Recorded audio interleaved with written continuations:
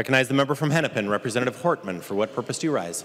Point of personal privilege, Mr. Speaker. State your point of personal privilege. Members, we have a House resolution today congratulating House Research and the House Fiscal Department on 50 years of service, and I would like to begin reading the resolution. A House resolution congratulating the House Research Department and House Fiscal Analysis Department of the Minnesota House of Representatives on their 50th anniversaries.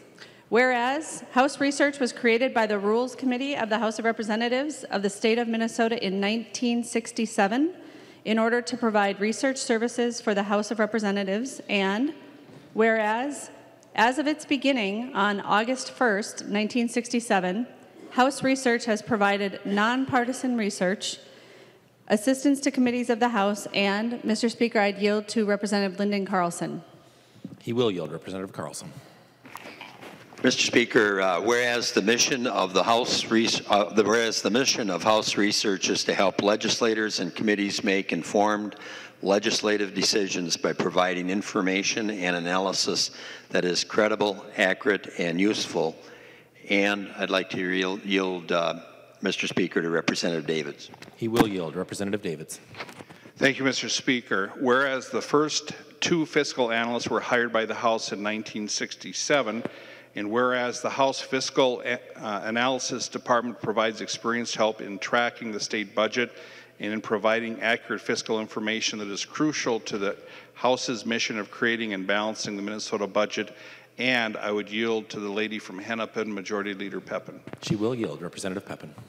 Whereas the House Research and House Fiscal Analysis Departments have, through their good cheer, calm professionalism, and dedicated service, served the state of Minnesota and the House of Representatives in the highest fashion. Now, therefore, be it resolved by the Committee on Rules and Legislative Administration of the House of Representatives of the state of Minnesota that it congratulates the House Research Department and the House Fiscal Analyst Department on their 50th anniversary. Members, please join me in congratulating them.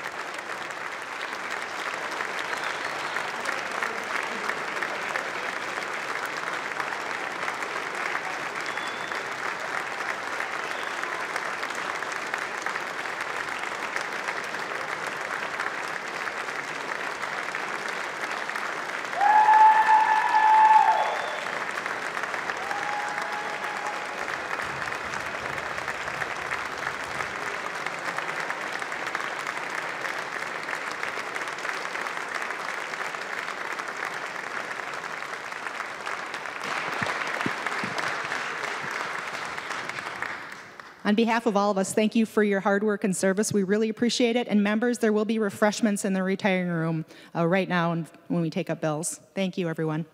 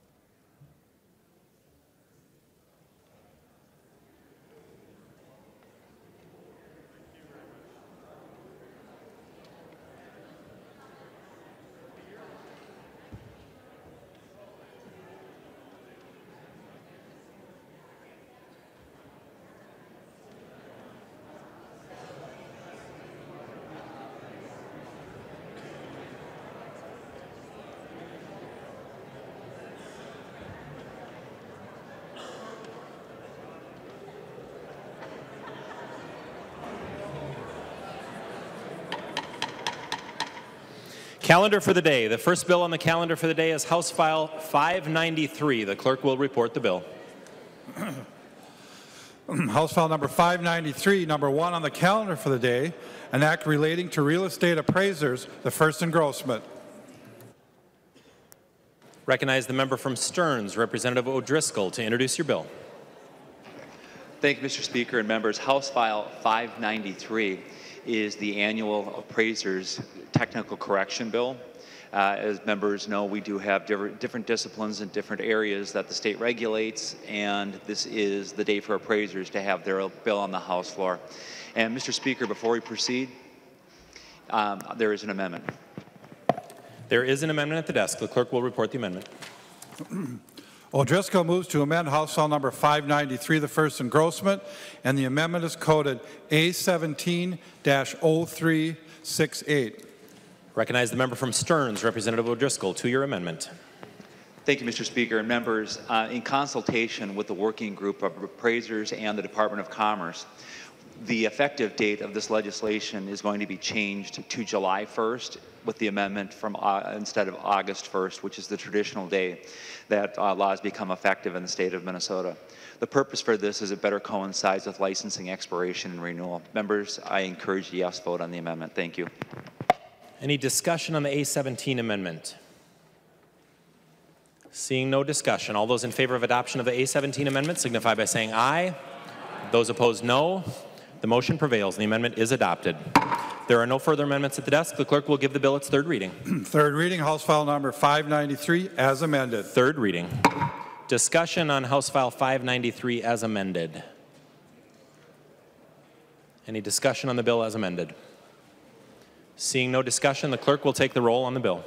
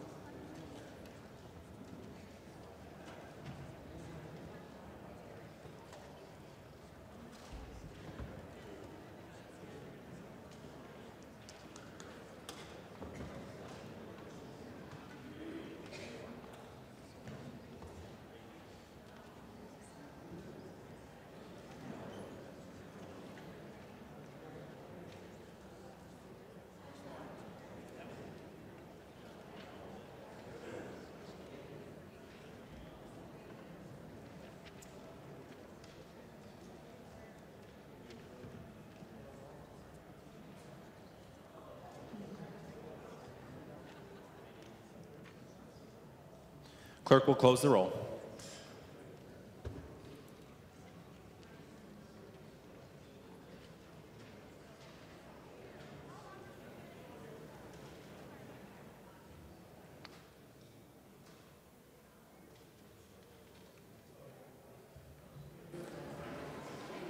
Hoppe votes aye. There being 130 ayes and 0 nays, the bill is passed as amended and its title agreed to.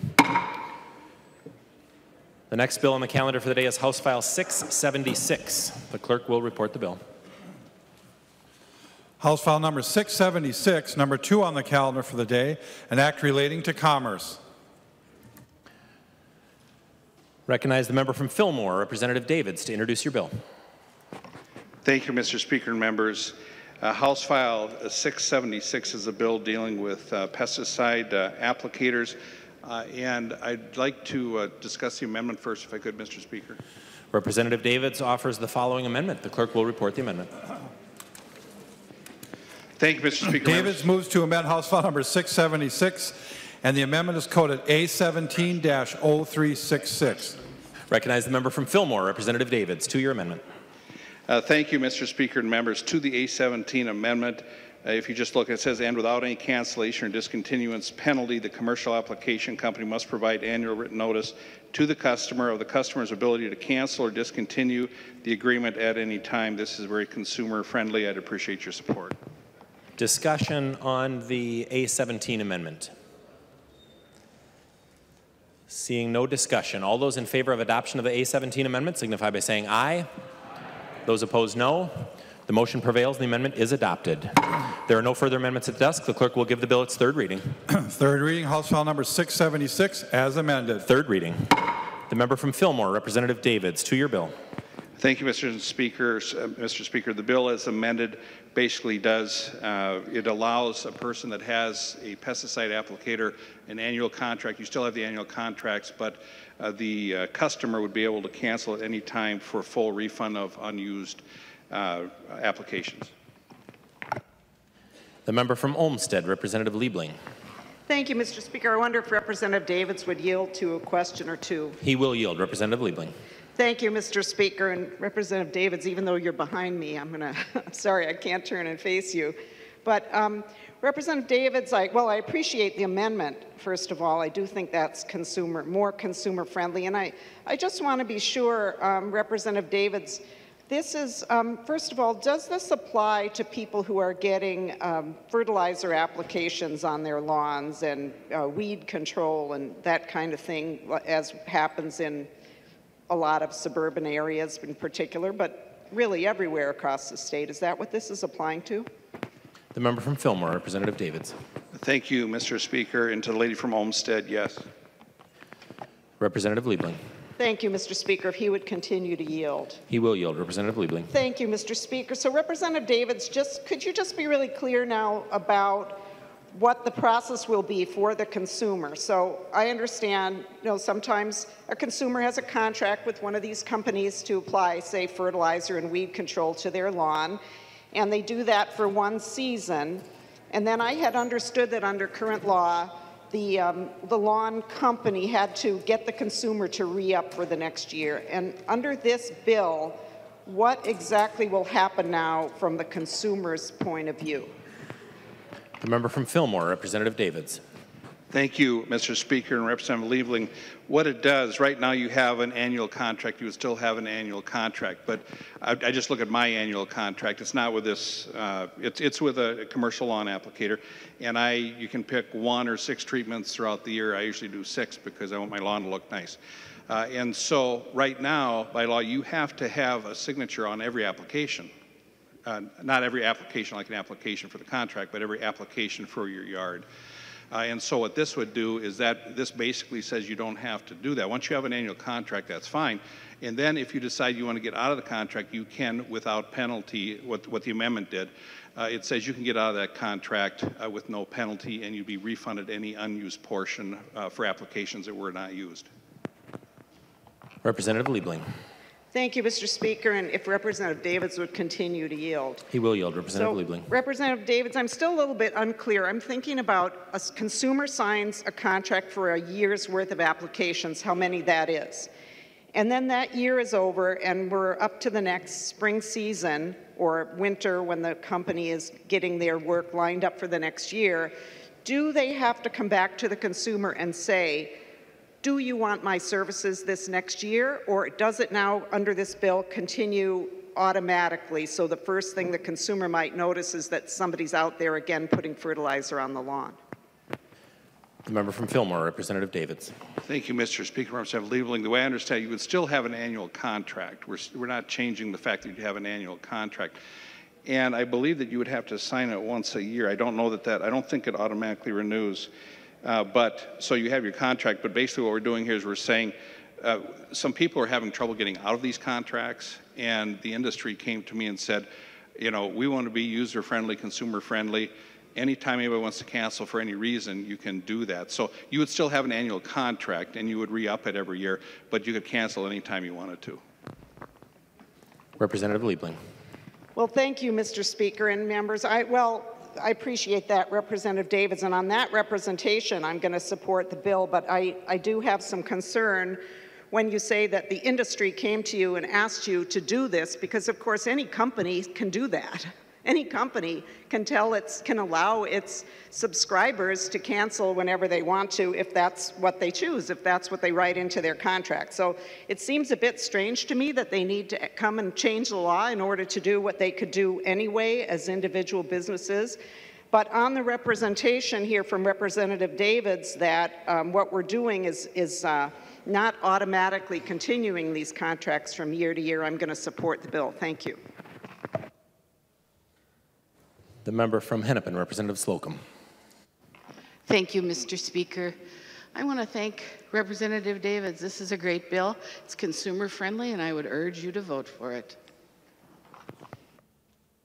The member from Dakota, Representative Hansen. Thank you, Mr. Speaker. Would Representative Davids yield for a question? He will yield. Representative Hansen.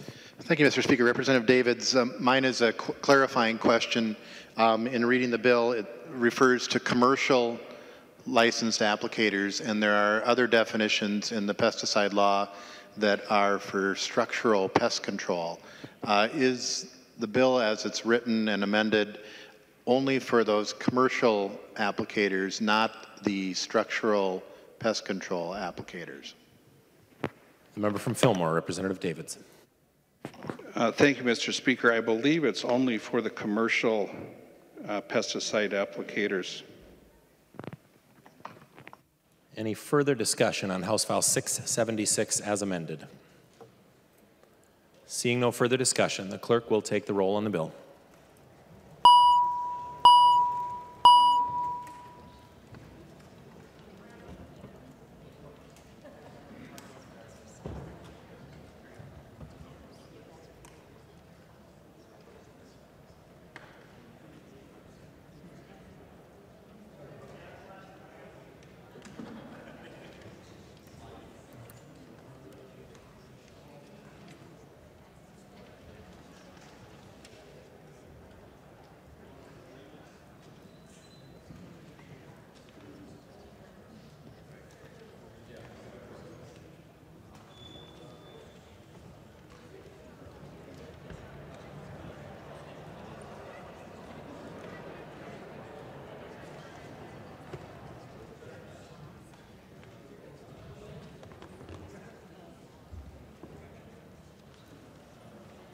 The clerk will close the roll.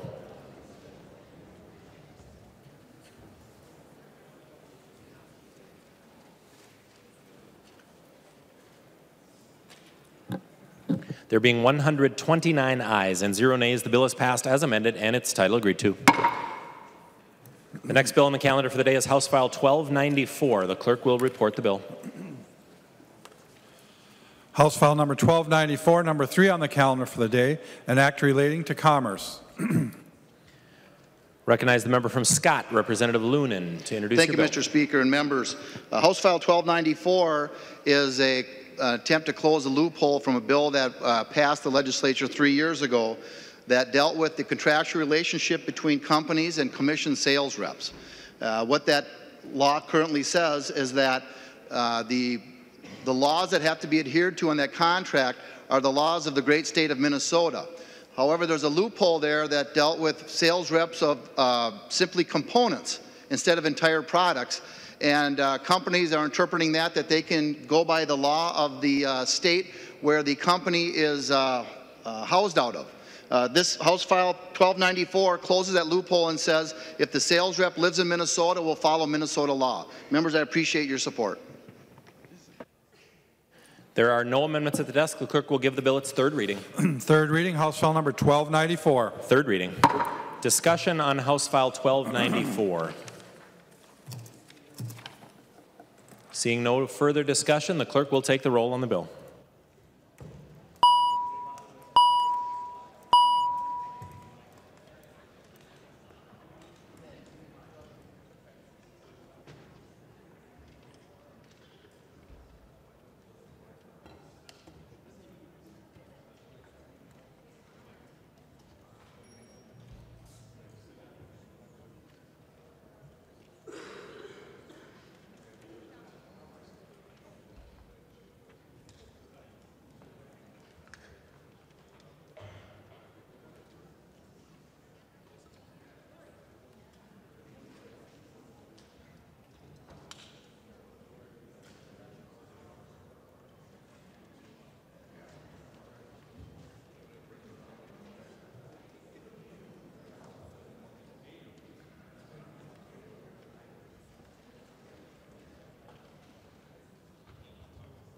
Clerk will close the roll.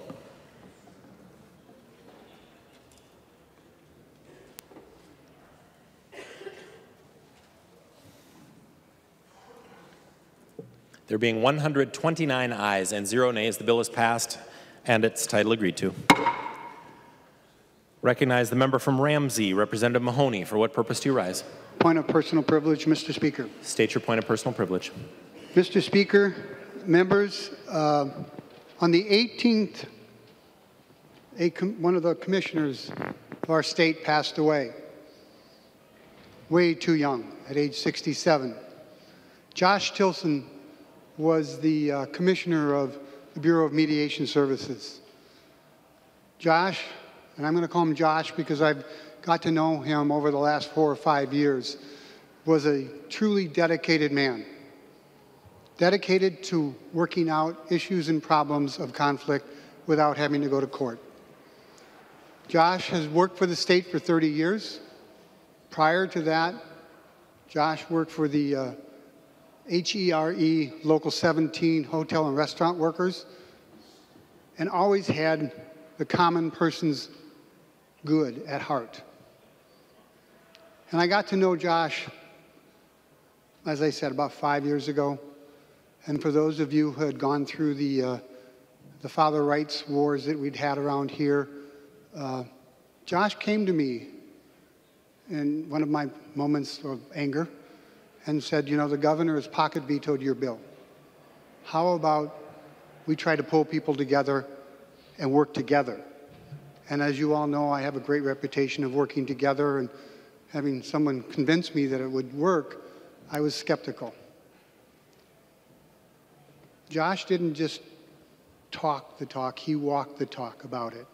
He put effort, he put time, he put energy into it and making sure we came to some agreement.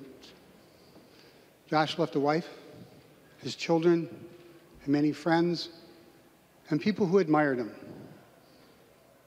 He passed away, as I said, from a staph infection at age 67. He was taken too soon. He still had many things to accomplish. And it is up to us to work out conflict resolution. That's what we do here. And the less fights we have here, and the more collaboration we can come up with, the better off our state will be. And that would be the best way to honor Commissioner Tilson. Mr. Speaker, I'd ask for a moment of silence. Members, please rise for a moment of silence in honor of Commissioner Tilson.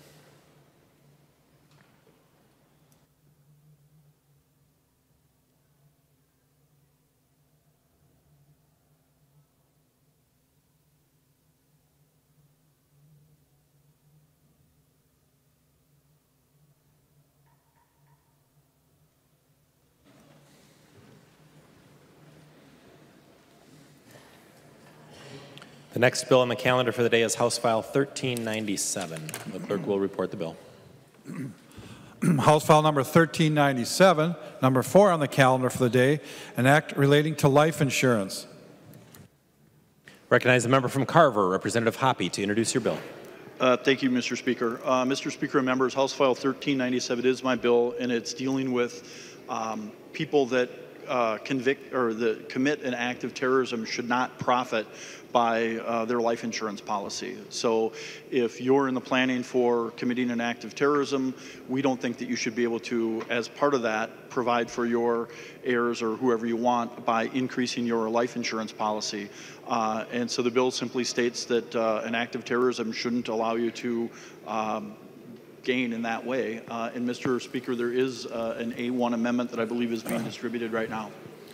There is amendment at the desk. The clerk will report the amendment. Hoppe moves to amend House File number 1397, and the amendment is coded A1. Call upon the author of the amendment to report and announce his amendment. Thank you, Mr. Speaker. The A1 amendment is simply language that I'm not sure, but one of the attorneys that was involved in this felt that this would make the bill a little bit better. It simply says that you don't have to be convicted for this applied to you. And in many cases, if you commit an act of terrorism where you wind up dying, because your life insurance would pay out, it's hard to convict somebody. They don't usually go to trial because the person that would be accused is dead. So just a little clarifying language that people felt would make the bill a little bit better. I'd appreciate members' support. Discussion to the amendment. Recognize the member from Olmsted, Representative Liebling. Thank you, Mr. Speaker. Would Representative Hoppe yield to a question? He will. Representative Liebling. Thank you, Mr. Speaker. Representative Hoppe, I think I know the answer, but I just want to make sure on the amendment, even though you won't need beyond a reasonable doubt, will the definition of the crime will still be the same, so it will just be a court would determine by a preponderance whether they meet the definition that's in the criminal statute? Member from Carver, Representative Hoppe. Thank you, Mr. Speaker, and Representative Liebling, yes. Member from Ramsey, Representative Lesh. Thank you, Mr. Speaker. Would Representative Hoppe yield a question? He will yield. Representative Lesh. Thank you, Mr. Speaker. And Representative Hoppe, I'm sorry, I was outside the chamber just now, and I was speaking to proponents, lobbyists for the bill, and I was mistaken. I honestly, I didn't speak up in caucus about this because I was told by in caucus that, well, this went through civil law, and I'm thinking to myself, God, I must have been completely out to lunch that day because I have no recollection of it going through civil law. Sure enough, it didn't go through civil law. Is that correct, Representative Hoppe? Representative Hoppe. Thank you, Mr. Speaker. Representative Lesh, that is correct. Okay. Well, Mr. Speaker, would Representative Hoppe yield another question? He will yield. Representative Lesh. Thank you, Mr. Speaker. Representative Hoppe, when I walked in the door just now after I was speaking with people outside the chamber, I heard Representative Liebling speaking, but I didn't know what line of questioning she had, so forgive me if I repeat this. But let me ask you a scenario question.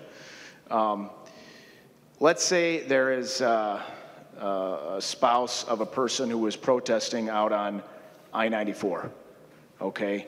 And let's say someone got out on the highway and they were significantly disrupting or interfering with the lawful exercise, operation, or conduct of government, or attempting to what some would consider to be intimidate people from driving on the highway. And let's say a car gets sick of it and decides to step on the gas and plow through the crowd. We've seen this several times in the Twin Cities, actually, already in the past few years. And let's say someone gets run over. In fact, I saw one video where a guy's head was just narrowly missed by the tire of a car that got sick of waiting. But let's say in this scenario, the car didn't stop and it runs over someone. Is an insurance company then in the position of denying a payout to the grieving widow who had no say in whether or not her husband decided to protest? And what would the process be for how an insurance company to decide whether to pay out on the terms for that beneficiary? Representative Hoppe. Thank you, Mr. Speaker, and thank you, Representative Lesh. Good question, and I think that the answer to your question is it would have to be premeditated. So if the person that drove the car into the crowd decided ahead of time that they were going to increase the amount of their life insurance, knowing that they were going to go out and commit what became an act of terrorism, then it would not be paid out. If it were something, you assume that if somebody under your scenario just loses their temper and decides to try to go around, I don't think that this would apply because they wouldn't have known that they were going to do it and they wouldn't have increased the amount of their life insurance beforehand. Representative Lesh. Okay. Well, thank you for that answer, Representative Hoppe and Mr. Speaker. And I will tell you that I think the intent, both your intent and also the intent of the proponents, the insurance company lobbyists out in the hall, is legitimate, absolutely. The idea that this guy in San Bernardino could have benefited from an act of terrorism is reprehensible, and it's really frustrating. I just have some concerns because I don't see that provision in the bill requiring the premeditation. And with it absent, I'm concerned that, and insurance companies are in the business of making profit, and a lot of times I know if they have an opportunity to decline a payout, that's the bottom line. That's what motivates them. So it's my concern that maybe not this year, maybe not next year, but maybe 10 years down the line, they use this provision to deny a claim that most of us sitting in this body would say, are you kidding me? Come on, give the woman her money. And, well, maybe, Mr. Speaker, Representative Hoppe would yield to another question. He will yield. Representative Lesh. Is that, Representative Hoppe, is the premeditation line that you just spoke of, is that in the bill? Can you tell me where that is? Representative Hoppe. Thank you, Mr. Speaker, and Representative Lesh. And the act of premeditation is when you go and you, to whoever your provider is, and you increase the amount of life insurance that you'd be paid out. I guess that in itself is the act of premeditation. If you do that with the intent, if, you know, as the case of San Bernardino, where the gentleman in question, knowing what he was going to do, he was in the planning stages, and part of his planning was increasing the amount of life insurance he had to take care of his children and family after he left. If that were the case, then I think it implies, and I think that's the only premeditation. You have to be thinking ahead of it to actually act to increase your life insurance payout.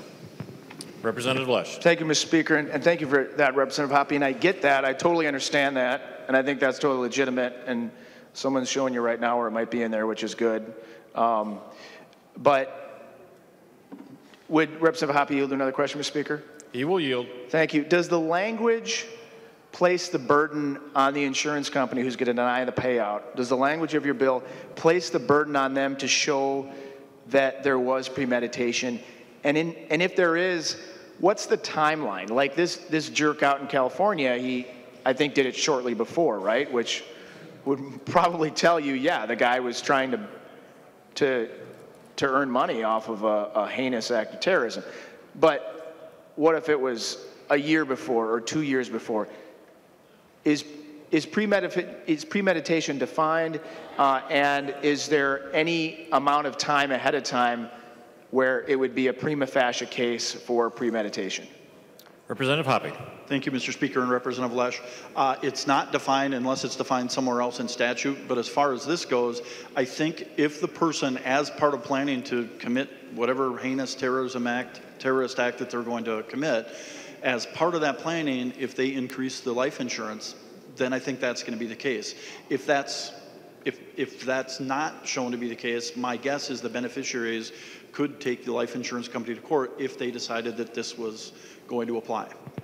Okay. Well, Representative Lesh. Thank you, Mr. Speaker, and I won't take any more time on this. Like I said, Representative Hoppe, I think your motivations for the bill are pure, and I think what you're trying to do is what you say you're trying to do. I have some concerns based on what I said, so I'm in all likelihood going to be a red vote on this.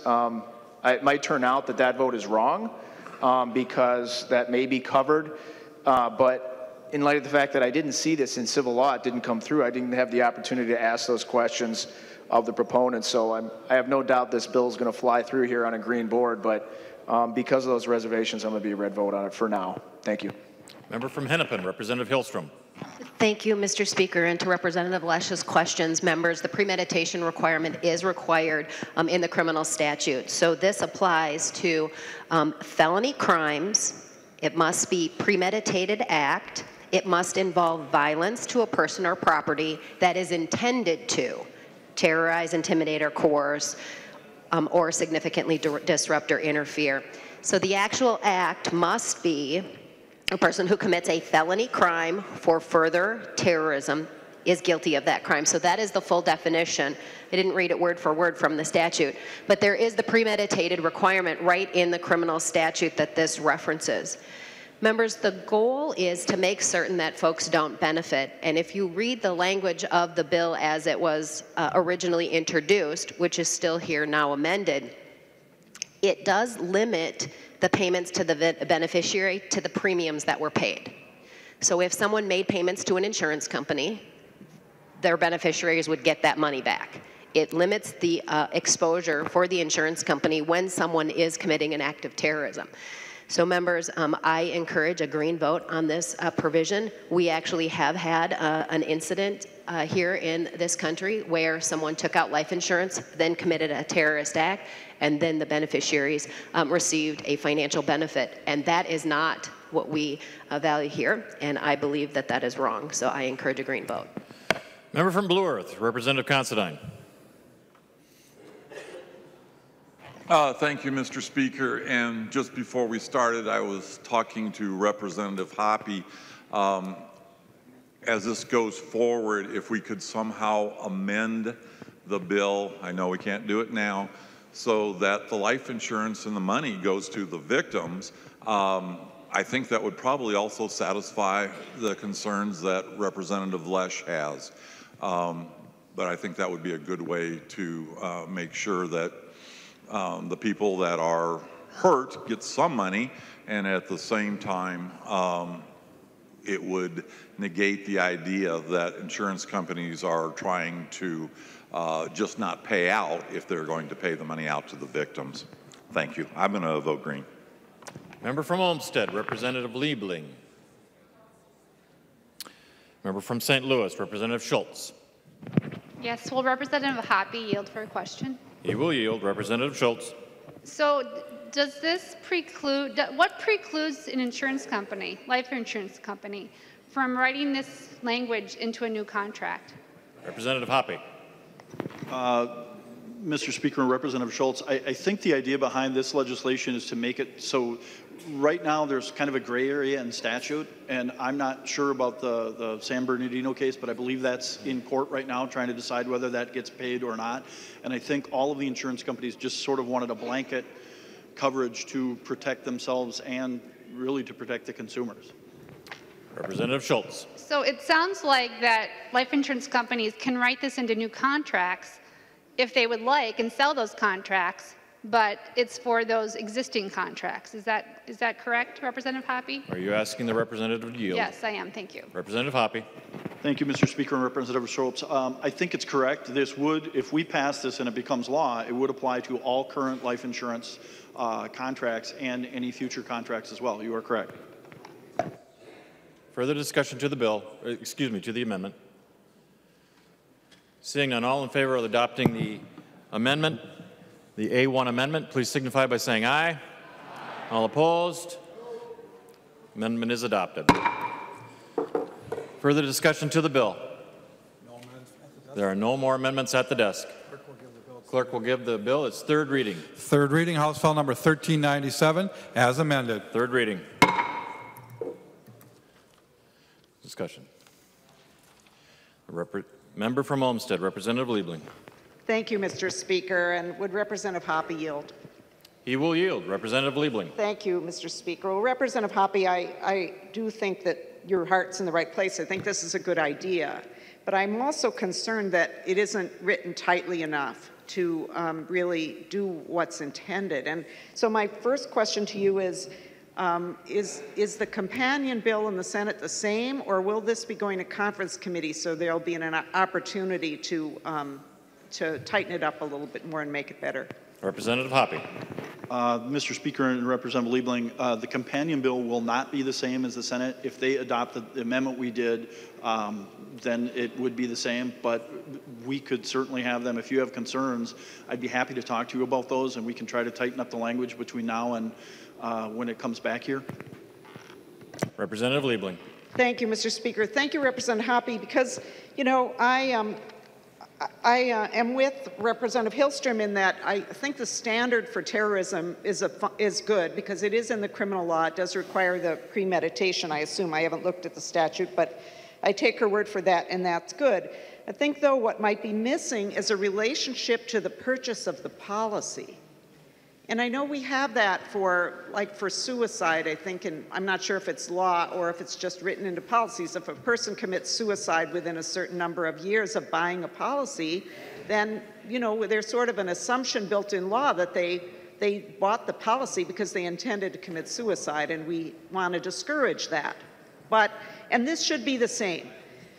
So I certainly think it's a good idea, but I think that we need to make sure there is a relationship between the purchase of the policy and the intent to commit terrorism. So if someone has a life insurance policy for 10 years and then they go berserk and decide to commit an act of terrorism and their family members have don't know about it and are not responsible for it, then, you know, we might feel it's unfair to punish their children now who will have no means of support when there was no relationship. So that's kind of the concern. And The other concern that I have is, I think Representative Schultz hit on it a little bit. I think it would be really helpful if we made sure there was a written exclusion notice to people when they buy a policy that they can't do it and expect to, you know, commit some heinous act and then have some money come from it for their heirs. And doing that might actually, one would hope, cut down on the motivation to commit terrorism. So, you know, I'd like to make sure that, I don't know if we need to, maybe we do need to write it into the bill that the insurance companies need to plainly notify the insured that, you know, if you're thinking of committing a heinous act and having some big payout, think again, because that ain't going to happen. That's what we should make sure that that's clearly messaged to people when they go to, obviously most people aren't going to be thinking about that at all, but it should be in the contract along with the other exclusions so that it's clear. So I appreciate your willingness to make some adjustments. I think it's a really good idea to do something like this, but I just want to make sure that we're not having some unintended effects on people that are really not meant to be impacted by the bill. And so I take you at your word. I would really like to work with you to make sure that we get some additional protections around it. And then I'm going to vote for it today and move it forward. And I really hope we'll have the opportunity to do some more work before it gets its final, before it gets to the governor's desk. Thank you. Any further discussion? Representative Lesh. Thank you, Mr. Speaker. Would Representative Hillstrom yield to a question? She will yield. Representative Lesh. Thank you, Mr. Speaker. Representative Hillstrom, I'm asking the question because you cited, and I'm kind of reading through this as I go here, about your assurance that the motivation or intent was established by 609714, crimes committed in furtherance of terrorism. And it says here that it's a felony and it's a premeditated act involving violence to persons or property. Can you assure the body that a situation where there's a protest, let's say you got the 100,000 women that were out there, or maybe even the protests on 94, and someone in the midst commits an act of terrorism, or someone kills someone, like a car drives into a crowd. Are you positive that the grieving family of a person who's killed in an incident like that would not be precluded from a payout of an insurance policy on this? In light of how the language is phrased, it would represent, I think I already asked, would you yield the question? Okay. Thank you, Mr. Speaker. Member from Hennepin, Representative Hillstrom. Thank you, Mr. Speaker, and Representative Lesh. The person driving the car would most likely be interpreted to be committing the act of terrorism. That person isn't deceased. So this is when the person who committed the act of terrorism is deceased, not about the injured parties who were the victim of the act of terrorism. So the question is, when the person who committed the act of terror, harming others, dies, should the beneficiaries benefit from the death of the person who committed the act? Thereby, based on your question, I would say, should the person driving the car, if they died, the car driver died, should their family benefit from running over people who were peacefully protesting on the freeway? This would preclude that. Well, Representative Lesh. Thank you, Mr. Speaker. Would Representative Hillstrom yield to another question? She will yield. Representative Lesh. Thank you, Mr. Speaker. Representative Hillstrom, I'm not talking about the driver of the car. I'm talking about someone who got hit by the car, who was participating in an act that maybe the insurance company, because of the fact that they were protesting in the middle of the road, decided that was coercing a considerable members of the public to not drive on the road, or disrupting or interfering with the lawful exercise or the right to assembly, because let's say when the cops said, this is I've declared this to be an unlawful assembly, please disperse, and they didn't disperse. So it sounds to me like that could potentially meet both sections under 609714, And now we put it in the hands of an insurance company to decide whether it is a violation, and they're of course motivated to do that because then they don't have to do a payout. And also by the amendment, we just reduced the proof of that to preponderance of the evidence instead of beyond reasonable doubt, unless I'm mistaken. So, and I would ask another question, since I think you know the bill better, Representative Hillstrom. I was just speaking to the proponents of the bill out in the rotunda, and they said that it would be a court that would decide preponderance of the evidence in every case. So would the beneficiaries have to litigate in order to receive the money that they were going to live on? Those are vague questions, but if you can answer those. Representative Hillstrom. Thank you, Mr. Speaker and Representative Lesh. Minnesota Statute 609.714 requires and, not an or. So it must be an act in furtherance of terrorism. It must be a felony. So protesting on the freeway right now is a misdemeanor, and the proposal, even if it becomes law, is a gross misdemeanor.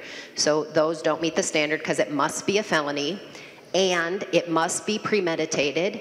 It must involve violence to a person or property, and it must intend to terrorize, intimidate, or coerce a considerable number of members of the public in addition to the direct victims of the act, and significantly disrupt or interfere with the lawful exercise, operation, or conduct of government, lawful commerce, or the right of lawful assembly.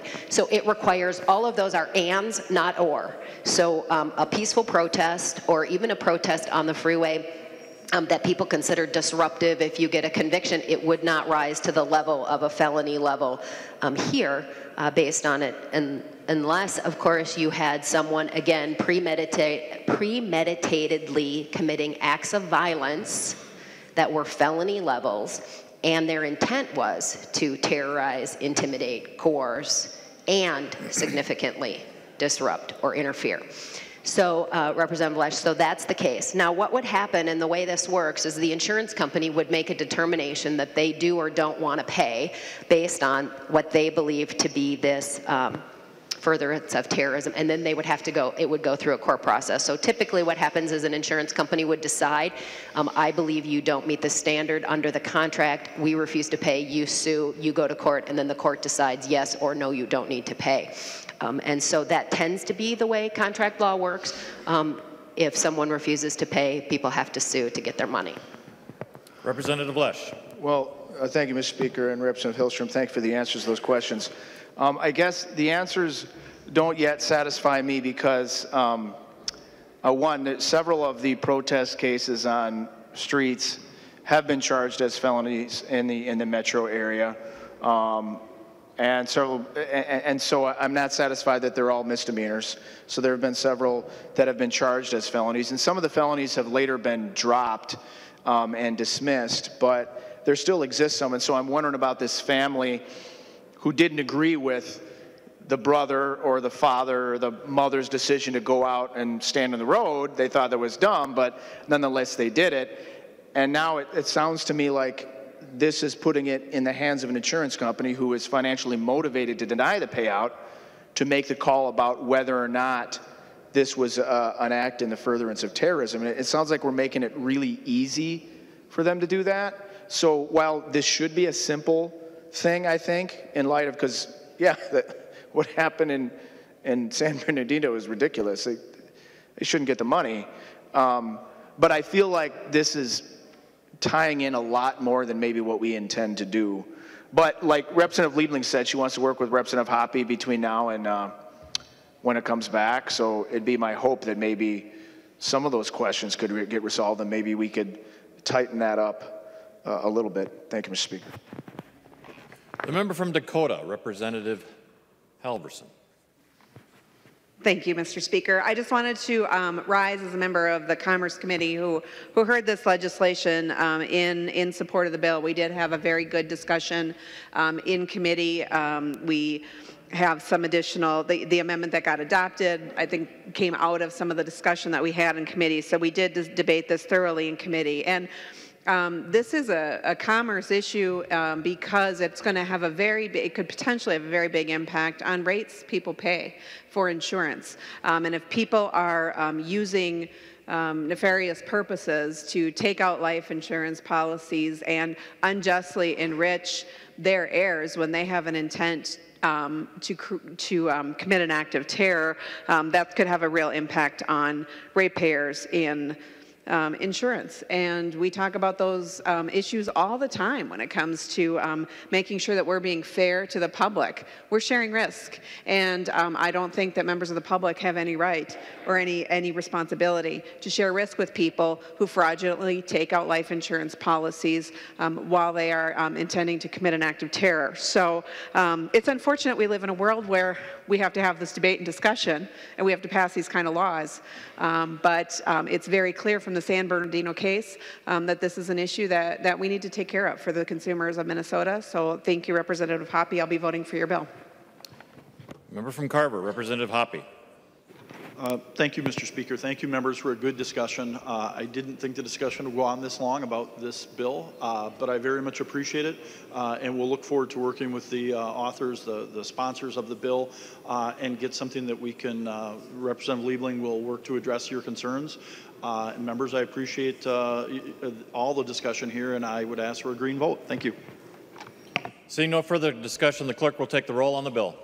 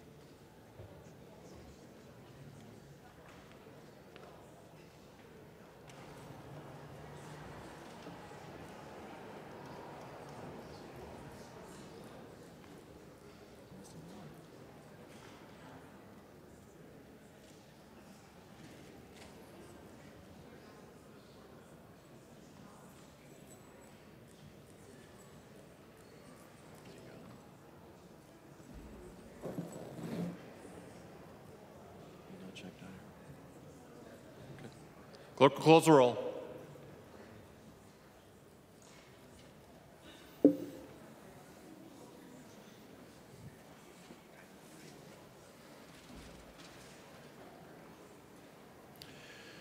There being 127 ayes and 2 nays, House File 1397 as amended is passed, and its title agreed to. Next on the calendar for the day is House File 1477. The clerk will report the bill. House File number 1477, number 5 on the calendar for the day, an act relating to credit unions. Recognize the author of the bill, Representative Fenton.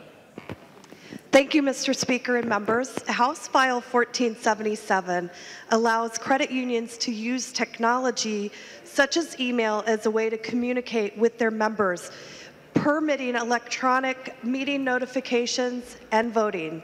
And with that, I'm open for questions. I ask for your support.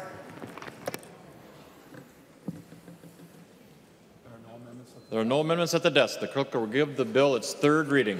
Third reading, House File number 1477. Third reading. Discussion.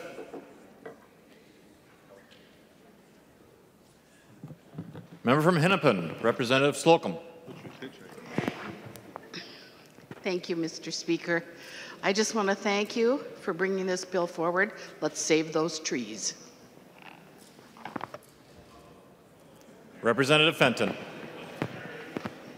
Thank you, Mr. Speaker and Representative Slocum. And this will be a huge cost savings to the credit union members as well. So I ask for a green vote.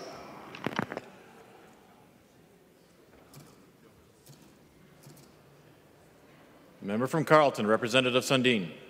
Thank you, Mr. Speaker. I might be a red vote on this. I've got a paper mill in my district.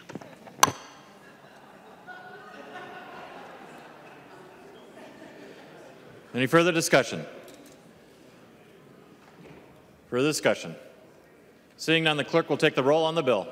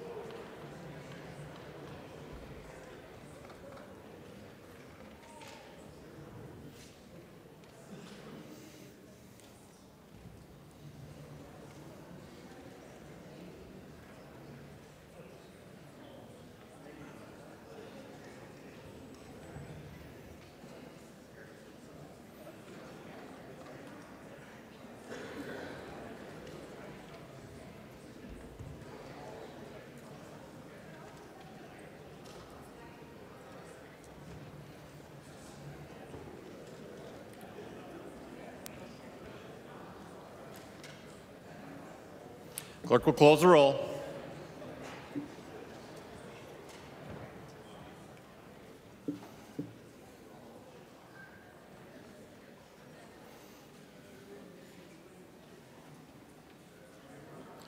There being 130 ayes and 0 nays, the bill is passed and its title agreed to.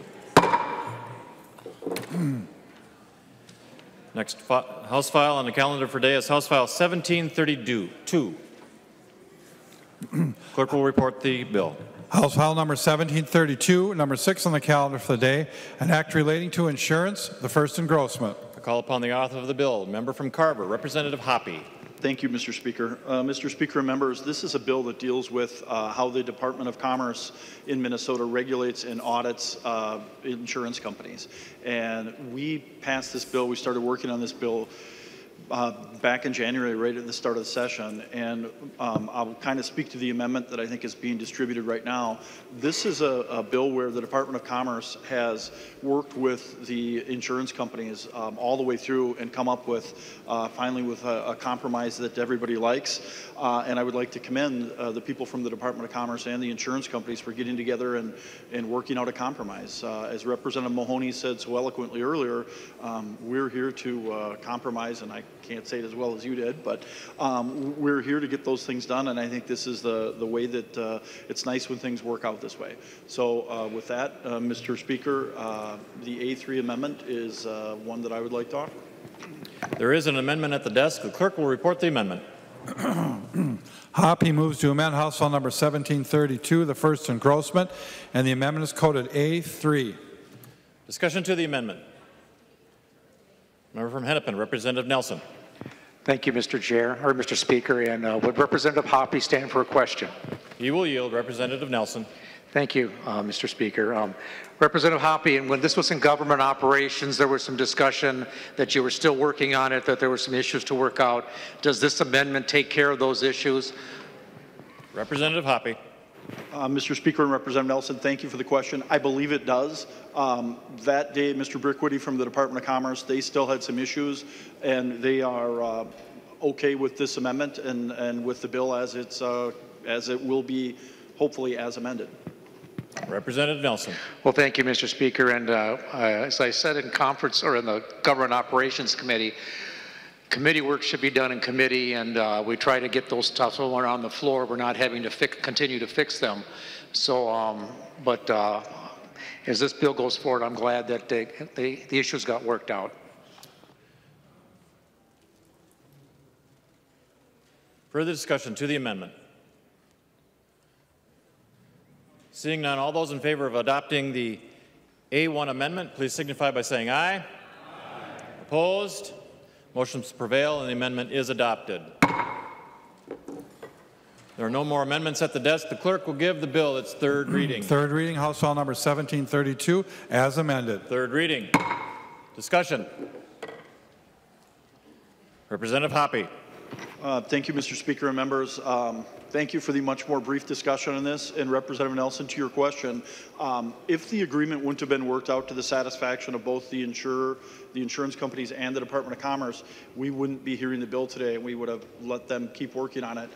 You were right to have concerns, and I'm glad they got it together and did a lot of hard work on both sides and came up with an agreement that everybody can live with. I'd appreciate a green vote. Thank you, members.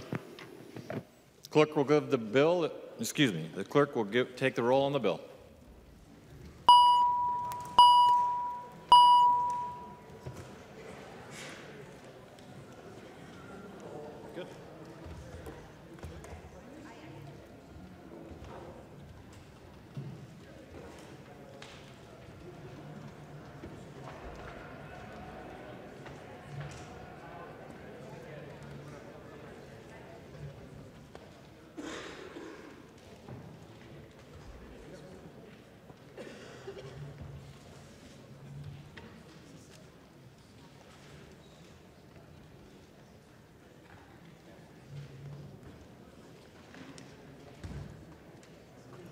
Clerk will close the roll.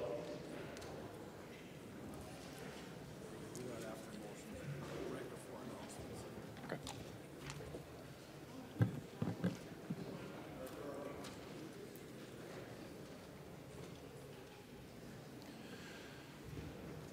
There being 130 ayes and 0 nays, the bill is passed as amended and its title agreed to.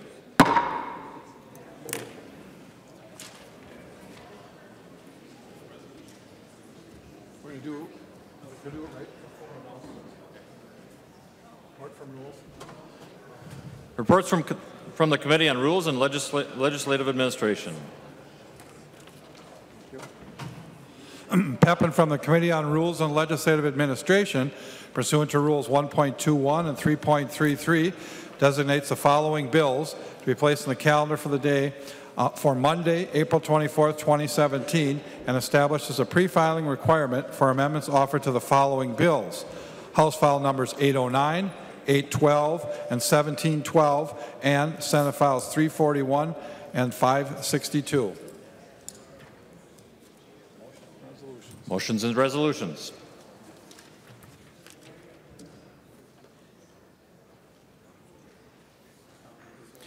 Copy of this order is placed on members' desks and online. If there are no objections, we will take action on these motions first. Hearing no objections, the motions prevail. I recognize the member from St. Louis, Representative Schultz. Mr. Speaker, I rise for a point of personal privilege. State your personal privilege. I rise to introduce a House resolution honoring Representative Mary Murphy on receiving the Mentor Award. Whereas the Mentor Award recognizes a woman who has been an experienced and trusted advisor to those around her, and whereas Representative Mary Murphy has been instrumental in encouraging and shaping the next women leaders in Minnesota, staff and legislators alike have been recipients of her kindness, support, and advice as she has continuously shown dedication to mentoring women in their careers. As a lifelong teacher, Representative Murphy has put her skills to use, helping those around her develop in their fields by initiating learning experiences and connecting them to others with shared interests. And I yield to Representative E. Murphy. I recognize the member from Ramsey, Representative Murphy E. Thank you, Mr. Speaker, and this is for the original Murphy M. Whereas Representative Mary Murphy is and has been a steady force for positive and lasting change in the state of Minnesota. Her leadership, tact, and kindness are a testament to what public service can and should look like. Representative Mary Murphy, through years of hard work and dedication, has been a true pioneer, blazing a trail for all women who follow in her footsteps. Her willingness to teach and mentor, including me, throughout her career has ensured a bright future for the state of Minnesota. And I yield to Representative Olson. I recognize the member from St. Louis, Representative Olson. Thank you, Mr. Speaker. Whereas Representative Mary Murphy has dedicated her life to the people of her district, Year after year, she has spent time uplifting, inspiring, and cultivating new community leaders by sharing in their common love for the area they call home. And I ask Representative Sundin to yield. Recognize the member from Carleton, Representative Sundin. Thank you, Mr. Speaker. Whereas Representative Mary Murphy's role as a mentor in a direct outgrowth of who she is as a person and legislator. Someone who cares deeply, works tirelessly, and generously offers her humor, insight, time, wit, kindness, and experience to help improve the lives and careers of women throughout Minnesota. And I yield to Representative Carlson L. The member from Hennepin, Representative Carlson. Thank you, Mr. Speaker. Whereas Representative Mary Murphy's characteristics yet slightly unconventional style of collaboration draws on shared connections and mutual respect and reflects a philosophy that the best way to get the best outcome is to take the extra time to get to know one another as fellow human beings, challenge people to think in new ways and fully engage them in discussions and solutions. And whereas Representative Mary Murphy received the Mentor Award on Tuesday, April 11th at the Northland Country Club, now therefore be it resolved by the Committee on Rules and Legislative Administration of the House of Representatives of the state of Minnesota that it congratulates Representative Murphy on receiving the Mentor Award. Members, please join me in thanking Representative Murphy.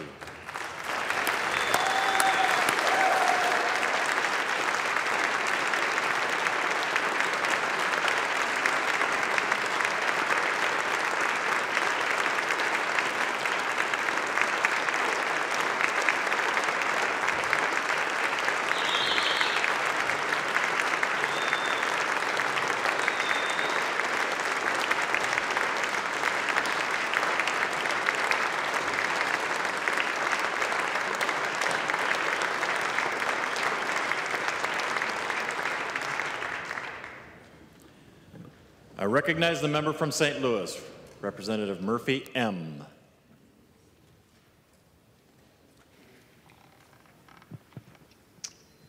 Thank you, Mr. Speaker. Point of personal privilege. State your point of personal privilege. Thank you so much. I at first was overcome, speechless. And then I thought, they think I'm not well.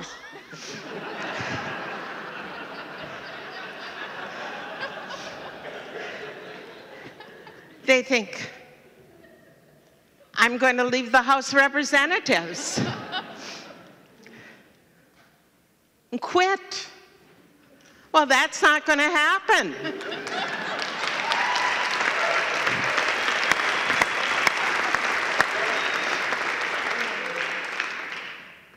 I'm in perfect health. My eyesight is great. 20/20 vision last month. And I was just appointed to my first conference committee. I'm holding out for another. I'm ready to work and collaborate.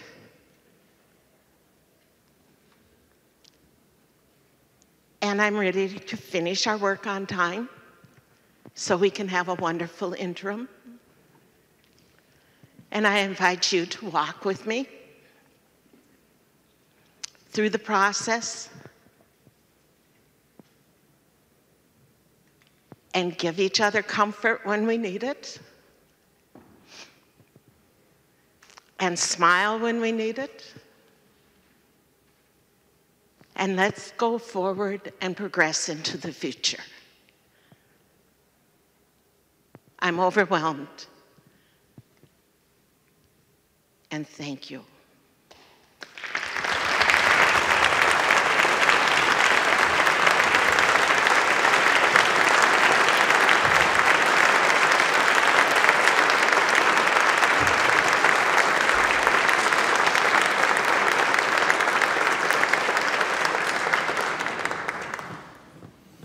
Announcements.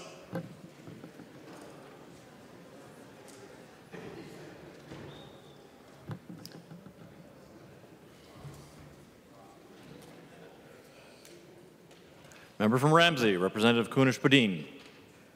Thank you, Chair. I would just like to remind all freshmen to please meet us down in front of the podium at the end of this session for a freshman photo. Thank you. Further announcements.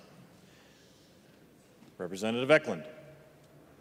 Thank you, Mr. Speaker. And I know you've seen all the signs all around the elevators and everywhere else, but the Ranger Party is next Tuesday. I hope you're planning on attending and buying a ticket. Thank you.